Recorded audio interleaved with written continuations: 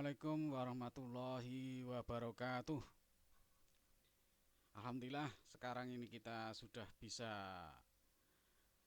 masuk kuliah lagi untuk elemen mesin 2. Kita mengawali dengan bab pertama mengenai poros atau shaft. Nah, sebagai pendahuluan, poros adalah sebuah perputaran elemen mesin yang digunakan untuk mentransmisikan daya dari tempat yang satu ke tempat yang lain. Daya dihantarkan poros oleh beberapa gaya tangensial dan torsi atau momen torsi. Nah, perhatikan baik-baik. Seperti tampak pada layar. Ini gambar poros. Ya. Generator di sini dihubungkan dengan ini kopling tetap. Kalau bahasa pasarannya adalah shock. Kemudian menghubungkan poros, kemudian di sini ada kopling lagi, kemudian ada poros lagi menuju ke turbin. Nah, di sini yang sebagai penggerak itu generator atau turbin. Sama-sama bisa berputar. Tapi dalam kasus ini, poros ini berputar, penggeraknya adalah turbin. Turbin digerakkan oleh energi kinetik ya, yang bertekanan juga pada suhu panas, misalnya PLTU.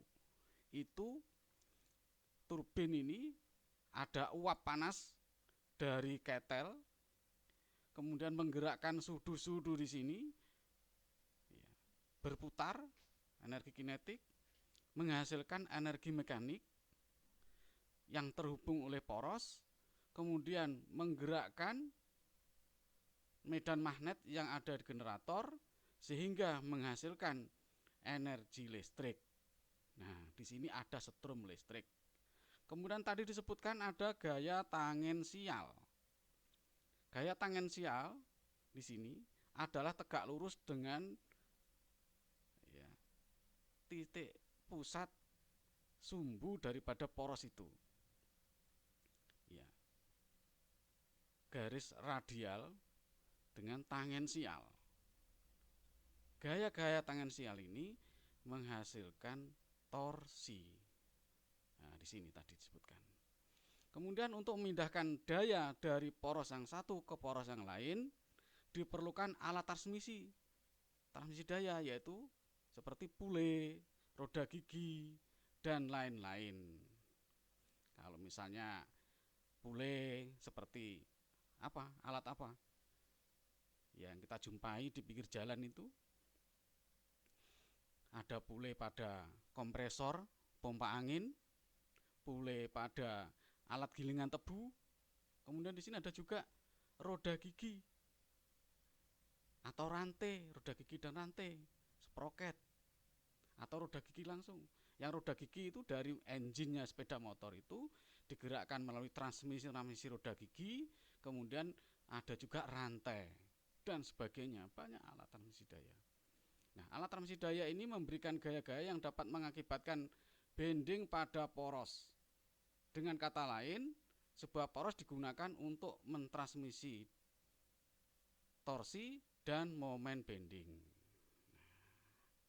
Kemudian pule atau roda gigi ini dipasang dan disambung oleh pasak pada poros. Jadi kalau pule dengan poros itu biasanya dikasih pasak supaya apa? Tidak dol. Nah, kalau bahasa pasarannya tidak dol, tidak slip. Nah, gitu. Nanti ntar pulenya muter nggak bisa menggerakkan poros. Nah, dikasih pasak.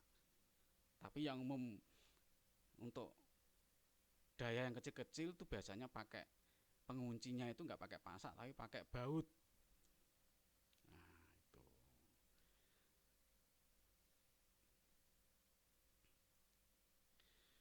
Kemudian material yang digunakan untuk poros ya itu harus memiliki syarat-syarat sebagai berikut ini. Kekuatannya harus tinggi. kemudian machinability yang baik. Apa maksudnya machinability? Machinability itu artinya pemesinan, mempunyai sifat bisa dikerjakan di mesin-mesin perkakas, mesin bubut, mesin milling, mesin scrap, mesin gerinda. Nah, karena kekuatannya tinggi, tapi harus bisa di mesin. Kekuatan tinggi itu kalau nggak di mesin tuh nggak bisa digunakan untuk poros, karena poros ini harus bisa dibentuk, dikerjakan pada mesin bubut. Jadi kekuatan tinggi misalkan baja karbon tinggi, kekuatannya tinggi, tapi dia nggak bisa dibubut dia. Terus kemudian bisa dibubut, tapi kekuatannya rendah, nggak bisa juga. Seperti baja karbon rendah. Baja karbon rendah itu dia mudah dibengkokkan, artinya kurang kuat dia, kurang kaku. Nah, kayak sebenarnya besi-besi cor, maksudnya besi cor beton itu, besi-besi beton itu kan mudah dibentuk itu, dibengkak-bengkokkan, dibubut juga bisa, tetapi dia mudah bengkok, artinya kurang kuat. Nah, yang baik itu yang bagaimana? Ya bisa di mesin, bisa punya kekuatan yang tinggi. Contohnya apa? Ya baja karbon menengah. Kalau udah urusannya poros, bahannya itu harus dipilihkan baja karbon menengah. Kemudian faktor sensitivitas take yang rendah. Jadi tidak mudah dia mengalami retaan-retaan, kena takian. Jadi tidak gampang retak, maksudnya begitu. Kemudian sifat perlakuan panas yang baik. Artinya dia harus dalamnya itu kuat, permukaannya pun ya kuat, juga ulet juga, tahan aus juga di sini. Nah itu harus dikerjakan dengan heat treatment. Nah Anda di mata kuliah ilmu bahan sudah diajari bagaimana heat treatment. Nah, jadi dia diperlakukan berulang-ulang sehingga bisa mendapatkan kekuatan yang tinggi di sini. Mudah di mesin, tidak mudah kena takian. Karena poros itu permukaannya juga harus tahan aus. Tahan aus juga punya kekerasan yang tinggi. Makanya harus di heat treatment. Ini rata-rata material itu 40C8, artinya baja dengan kadar karbon 0,40%, bukan 40%, 0,40%. Kemudian 45C8 artinya baja dengan kadar karbon 0,45% dan seterusnya. Nah ini bahan-bahan ya, atau material daripada baja karbon menengah untuk material poros. Nah, di sini ultimate tensile strength, artinya kekuatan tarik maksimum. Ya kekuatan tarik itu, maksudnya itu. Atau sigma U. Nah, itu nilainya ini 560 sampai 670 mega pascal. Nah, tahu ini dari mana? Ya dari uji tarik. Dari uji tarik titik tertinggi dari kurva tegangan-regangan itu, ya tegangan yang tertinggi ya ini sigma U ini. Sigma U itu ya kekuatan tarik itu. Makanya mahasiswa itu jangan sampai tidak tahu kekuatan tarik itu di titik mana kurvanya. Salah menunjukkan. Loh, kok sampai ditanya seperti ini? Iya, ditanya seperti ini kadang-kadang tes di perusahaan itu. Baja ST37 itu maksudnya apa? 37 itu apa? Ini banyak mahasiswa nggak tahu ditanya seperti ini. Loh Bapak kok tahu? Nah yang menguji tes itu teman saya sendiri. Sehabis mahasiswa kita ditanya oleh teman saya itu nggak tahu. Begitu nggak tahu saya ditelepon.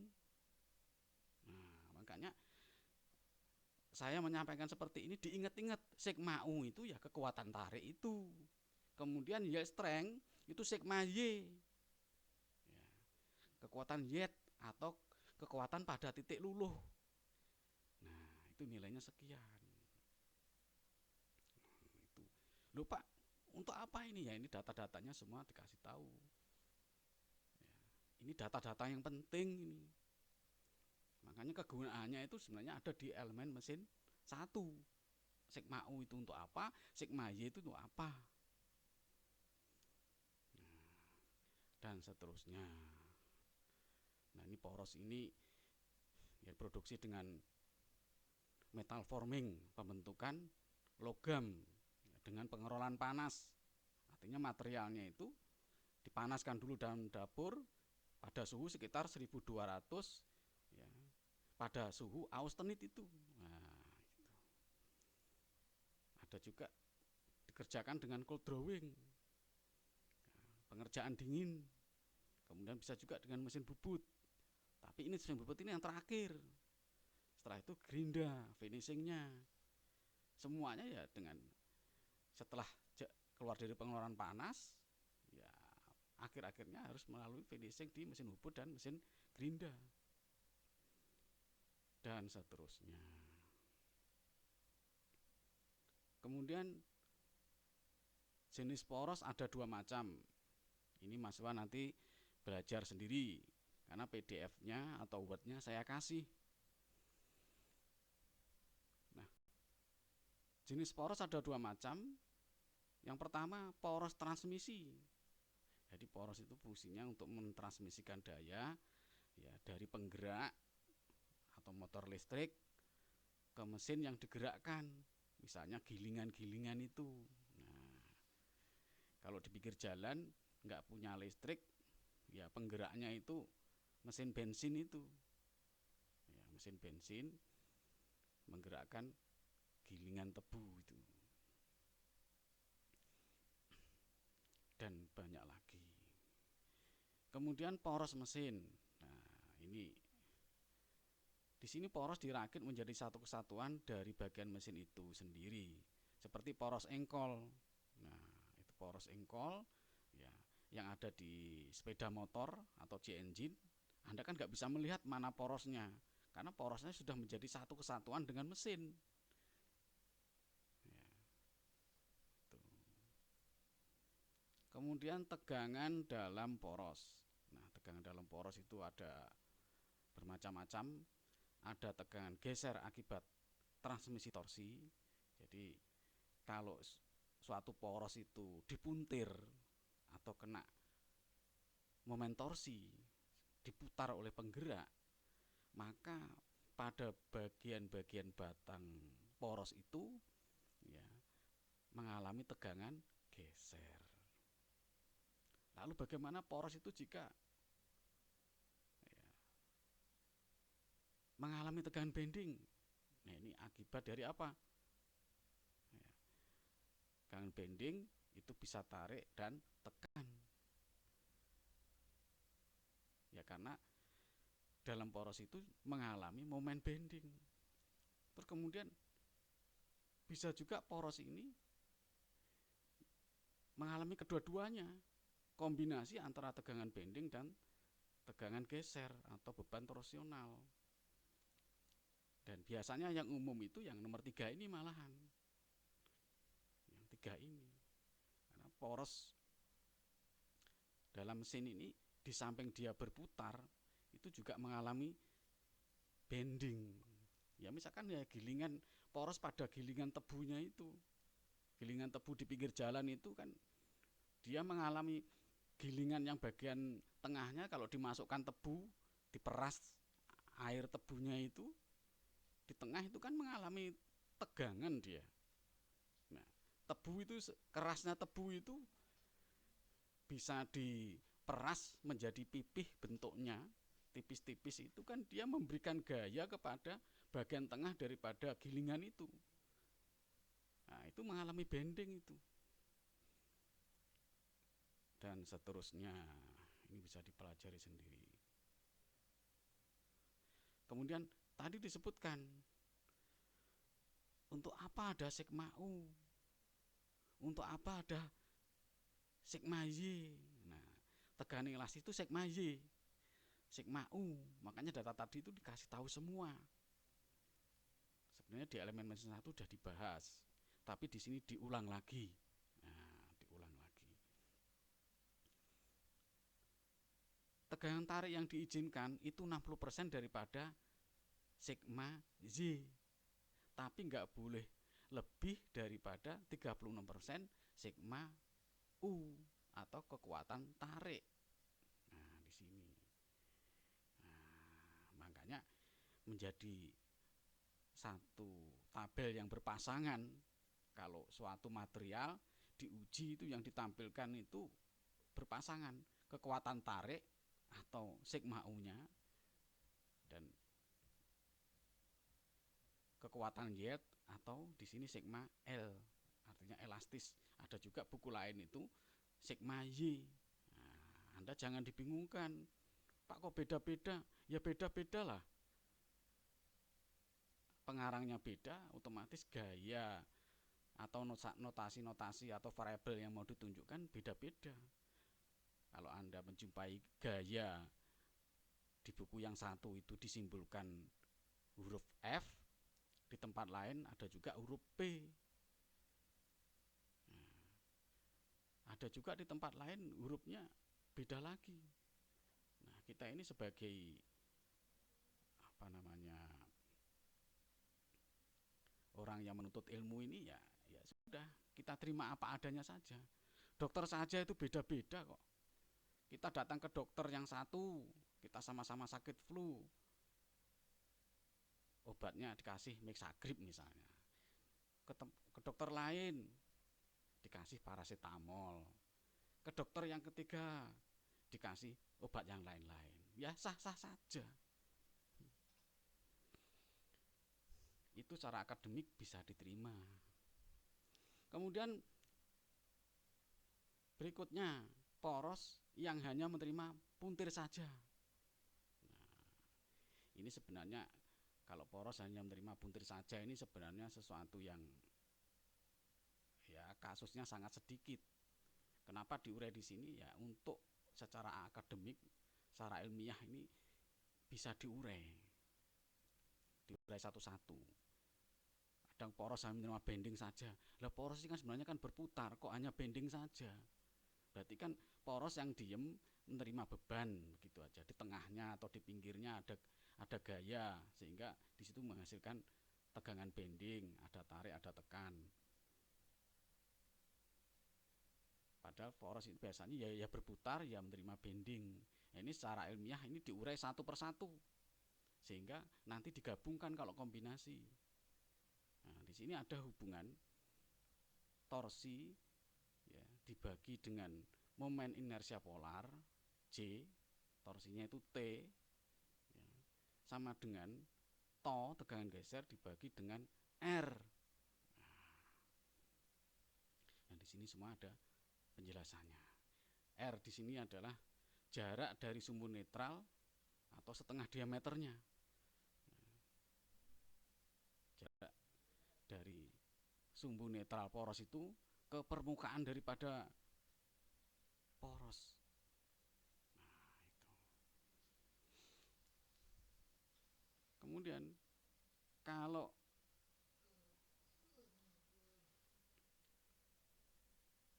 porosnya itu pejal, poros itu ya harus bundar ya. Kalau kotak itu poros apa itu? Nah, momen inersia polarnya J sama dengan pi per 32 dikalikan D pangkat 4. Nah, Anda tinggal memakai rumusnya saja. Kemudian jika persamaan satu-satu itu dimasukkan ke dalam rumus ya, J diurai, kemudian R-nya diurai, maka di sini ada persamaan torsi. Ada hubungan torsi, tegangan geser, dan diameter. Ini rumusnya. Nah, ini harus dikotai. Nah, ini mahasiswa kalau belajar itu dikotai ini. Dari persamaan ini diameter poros D dapat dihitung. Nah, namanya kita merencanakan poros, kita itu cari material, dilihat pada tabel, nanti ketemu tegangan geser. Ya, kemudian torsi itu dicari, torsinya berapa pada poros itu. Kemudian ketemu berapa diameternya. Jadi dalam perencanaan poros ini mahasiswa kalau merencanakan perencanaan elemen mesin di mata kuliah berikutnya nanti ya, mahasiswa biasanya mengalami kesulitan bingung apa yang mau direncanakan. Di sini kalau merencanakan poros itu material poros itu apa? Kemudian dimensinya itu ya diameternya itu berapa? Itu yang dicari. Terus kemudian itu dapat diketahui dari mana? Ya dari torsi. Torsinya itu ya dari gaya-gaya itu. Gaya tangensial. Kalau dia ada penggeraknya, berapa itu daya penggerak?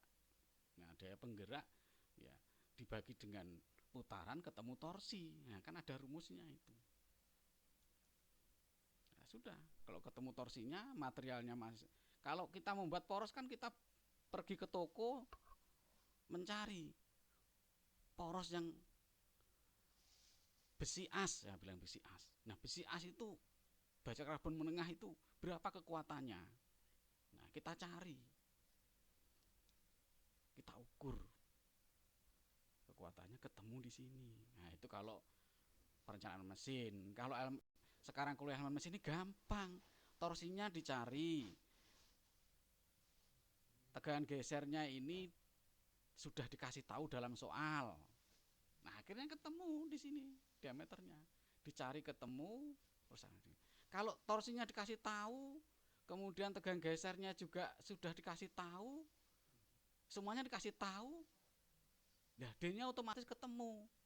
Ini namanya soal untuk anak SD, SMP, SMA. Ya, SD, SMP, SMA itu diketahui rumusnya seperti ini, torsinya sekian, tegangan geser sekian. Nah, itu tinggal masukkan rumus, itu sekolah SD, SMP, SMA. Kalau kuliah, ya torsinya tuh mencari. Nah, gitu. Namanya juga calon sarjana yang ingin memecahkan persoalan, pengennya yang mudah-mudah. Nah, ini kadang-kadang ini mahasiswa ini maunya kasih soal mudah-mudah. Ya, saya sendiri tuh ya malu. Saya ini kan dosen, bukan guru. Masa ngasih soal kayak soalnya, ya saya juga malu juga kepada masa kayak meremehkan mahasiswa juga. Ini mahasiswa semuanya sudah tersedia karena tinggal masukkan rumus kan, ya malu-maluin aja, ya kan. Nah, kemudian untuk poros berongga, nah karena dia berongga ada diameter dalamnya berlubang seperti ini DI, diameter luarnya DO, ada torsi, ya maka momen inersia polarnya seperti ini rumusnya. Nah, selanjutnya untuk pasang berongga, torsinya menjadi ini. Hubungan antara torsi, tegangan geser, diameter luar, diameter dalam. DO ini diameter outer, DI ini diameter inner.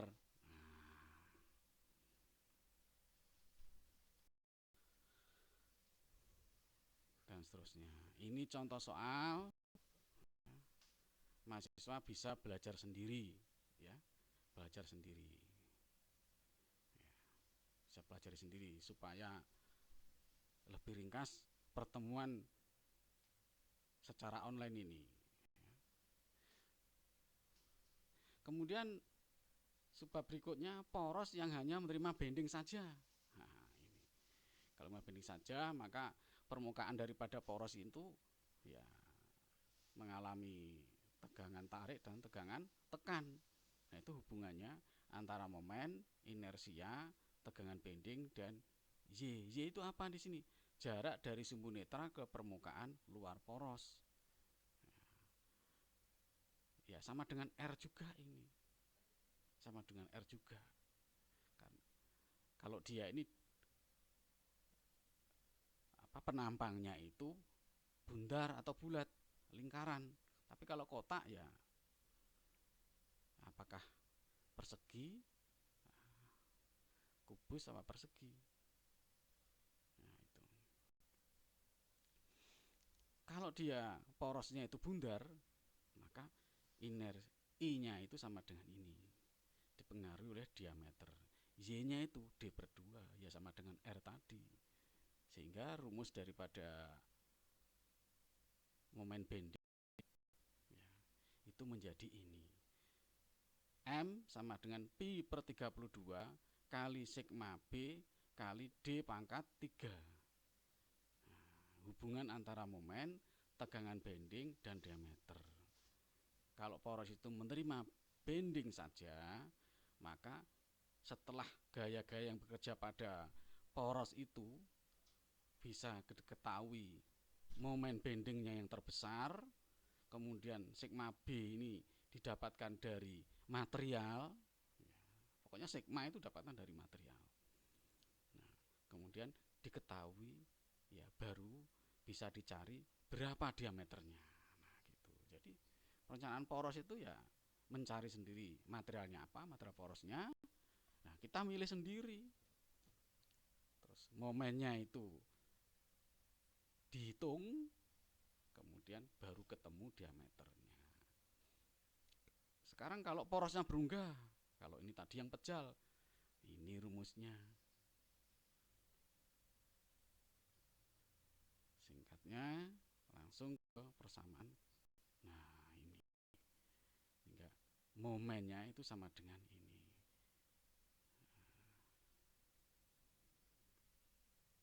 Untuk contoh soal masih bisa